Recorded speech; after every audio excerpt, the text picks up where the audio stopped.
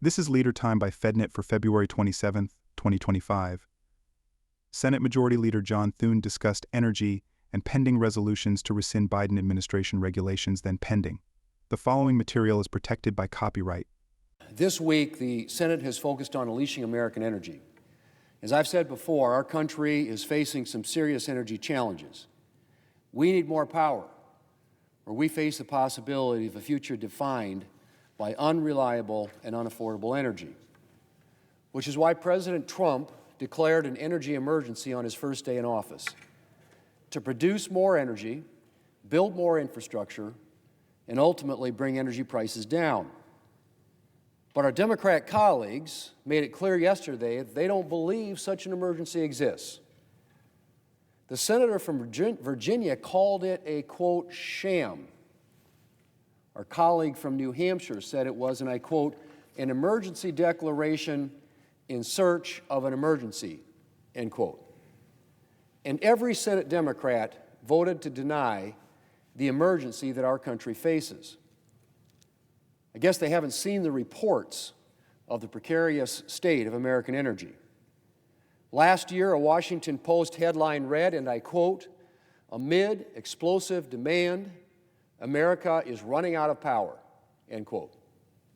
A recent report from the North American Electric Reliability Corporation warns of, and I quote again, mounting resource adequacy challenges, end quote, in the next decade. So, Mr. President, whether Democrats want to acknowledge it or not, the signs of a rapidly approaching energy crisis are clear. There's a threat of blackouts, not enough power to meet demand, heightened prices for gas and utilities. Apparently, Democrats don't think these are cause for alarm. But whether they're willing to acknowledge it or not, and yesterday's vote, I think, made clear that they're not, we have a serious problem. And if we don't do something about it, we face a future with an unreliable and unaffordable energy supply. Republicans, Mr. President, are taking action. This week, the Senate is working to prevent two of the Biden administration's anti-energy policies from going into effect. On Tuesday, the Senate passed Senator Kennedy's resolution to stop the Biden administration's marine archaeology rule. Offshore oil and gas producers have long been required to submit an archaeological report before drilling if their project area was thought to include things like shipwrecks, settlements, or other archaeological sites. But last year, the Biden administration decided to require archaeological reports for all offshore projects, even when there's nothing to suggest the project will be near an archaeological site. It's just another way, Mr. President, to slow down production and heap more costs on producers, costs that consumers eventually pay. And it's another part of the Biden administration's efforts to close off America's waters to conventional energy production. Under President Biden, offshore permits dropped to a 2-decade low. The administration's offshore leasing plan included only 3 possible leases, down from 47 in an earlier draft from the first Trump administration. And of course, there was President Biden's last-minute ban on oil and gas production in 625 million acres of America's waters. Why would we so severely limit the use of our natural resources is beyond me. And under Republican leadership, we will be leveraging those assets to restore American energy dominance. Later today, the Senate will also vote on a resolution to block the $6 billion natural gas tax that was included in Democrats' so-called Inflation Reduction Act. This tax would increase costs for energy producers and limit energy production, leading to higher utility bills for many Americans. And under the Biden administration's implementation of this tax, it would hit smaller operations the hardest. On top of that, the tax puts tens of thousands of jobs at risk, including in natural gas-rich states like Pennsylvania, New Mexico, Texas, and North Dakota. The Senate will vote later today to stop implementation of this tax on energy producers. And I appreciate Senator Hovind's leadership on this issue. Thanks in substantial part to his efforts, energy producers will not have to worry about this unnecessary natural gas tax, and the American people won't have to worry about it driving up their utility bills. Mr. President, it would be nice if Democrats would join us in our efforts, if not to avoid our rapidly approaching energy crisis, at least to promote more affordable prices for Americans. I've recently been hearing our Democrat colleagues express newfound interest fighting inflation. If they're serious about that, they should be joining us in blocking these anti-energy policies that are driving prices up. But with Democrats or without, Republicans will keep working to build a more secure and more affordable energy future. Minority Leader Chuck Schumer criticized cuts by Elon Musk's Department of Government Efficiency to the Department of Veterans Affairs and what he calls hocus pocus in Republicans' tax plan. The New York senator then registered opposition to the nomination of Linda McMahon to be Education Secretary hours before a vote to limit floor debate. Yesterday, the Department of Veterans Affairs said they were reversing course on canceling billions of dollars in contract work because, as it turns out, slashing billions in funding that helps veterans is extreme. Excuse me. Yesterday, the Department of Veterans Affairs said they were reversing course on canceling billions of dollars in contract work because, as it turns out, slashing billions in funding that helps veterans is extremely harmful for veterans. These VA cuts were loaded by DOJ as an example of eliminating waste. The VA secretary claimed these contracts were for consultants, quote, to make PowerPoint slides and write meeting minutes, unquote. That's not even close to the truth. Let me read some examples of what DOJ was actually prepared to cut. Funding for chemotherapy and imaging services. Those were going to be cut. Hardly make work. Hardly writing meeting minutes. Funding for veterans with disabilities. Cut. Even funding to help veterans suffering from toxic exposure in burn pits. One contract would help over 20,000 veterans track down their military service record from DOD in order to prove their toxic exposure, as is required. Without these records, getting affordable treatment would not likely be possible. And DOJ said, let's cut that too. Even if the VA reverses course, canceling these contracts and firing VA staff is still immediately damaging, very damaging. There's the risk that you can't rehire workers back in time because they've moved on to other jobs, or contracts aren't available because they took their business elsewhere. And by then, the damage is done. Vital services and operations that serve veterans can't continue as before. It could take months, maybe even years, to build this back, which had been built up carefully to help veterans over the years, and many of us in Congress worked for those things.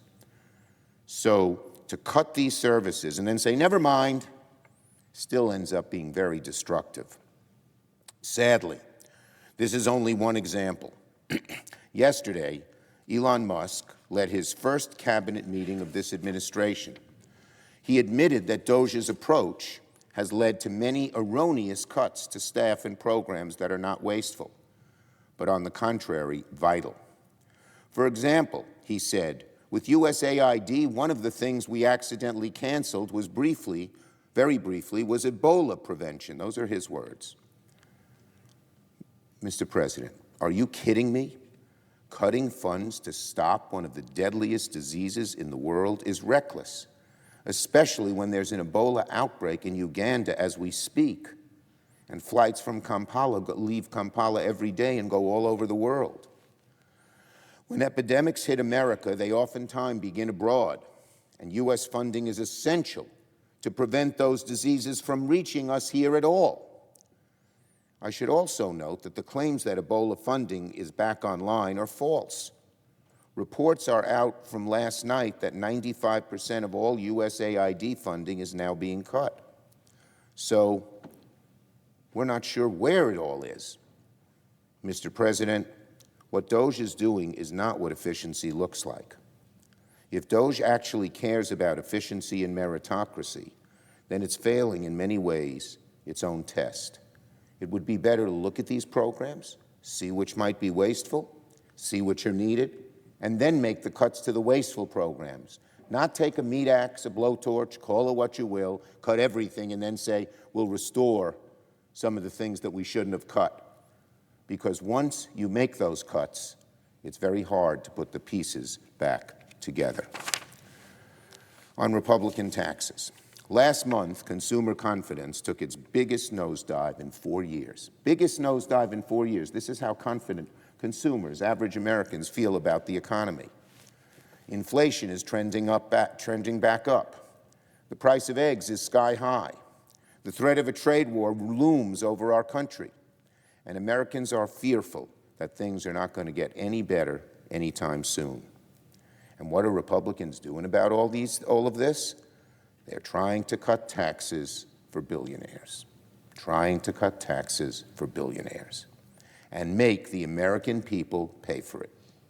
The Republican agenda is quickly taking shape.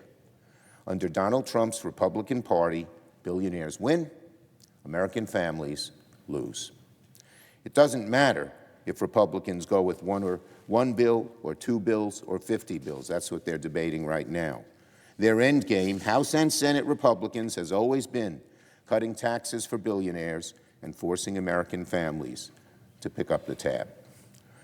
Of course, Senate Republicans know that cutting Medicaid by over $800 billion to lower taxes for billionaires is wildly unpopular.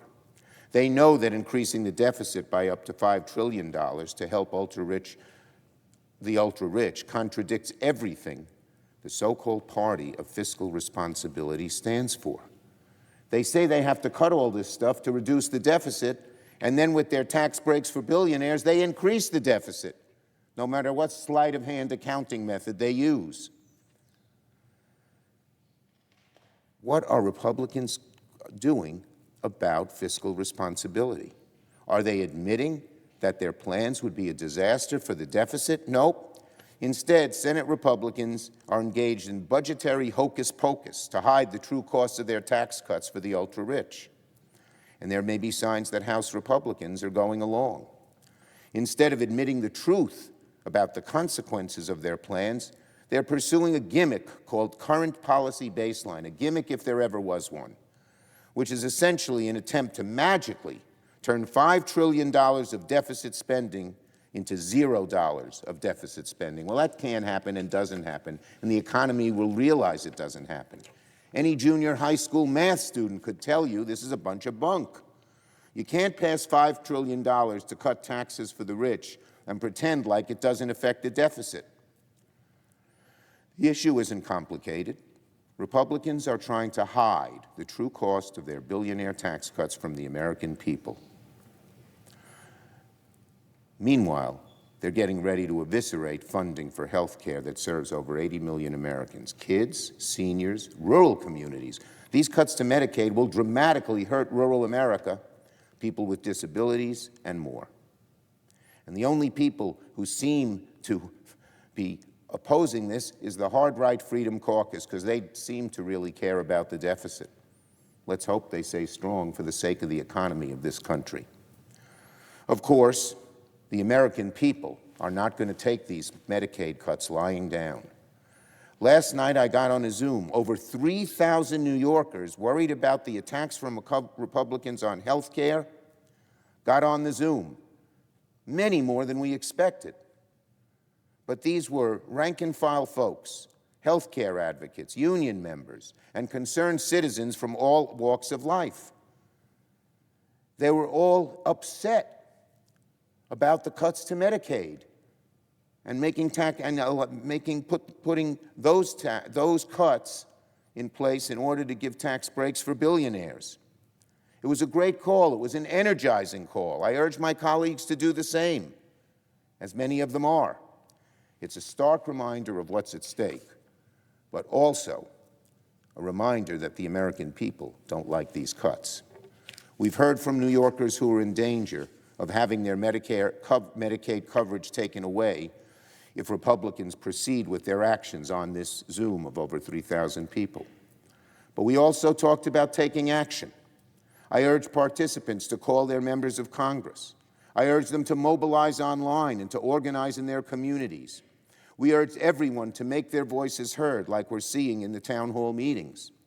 I reminded folks that organizing is not easy, but it works. It changes things, and it's going to make a difference in making sure Medicaid is protected. And on our Education Secretary nominee. Today, the Senate will vote on whether to advance the nomination of Linda McMahon as Secretary of Education. Ms. McMahon's nomination comes as President Trump has been clear about cutting funding for education and abolishing the Department of Education entirely. Is Ms. McMahon going to go along? I hope not. Cutting education is not what the American people want. The American people don't want a radical, out-of-touch billionaire slashing funding for public schools. When you slash federal funding for education, guess what happens? Since so many of our school districts, urban, suburban, rural, depend on this federal money, it leads to higher property taxes for people back home. If you eliminate the Department of Education as a whole, that means local communities are forced to pick up the tab to fund the schools. It means that families in these communities will pay in the form of higher property taxes to make up the loss of federal funding, but communities will also be forced to slash other programs to make room for funding for schools. Again, this is not what the American people want. This is not what they voted for. Ms. McMahon, in my judgment, is not qualified to lead America's public education. She seems not to care very much about it.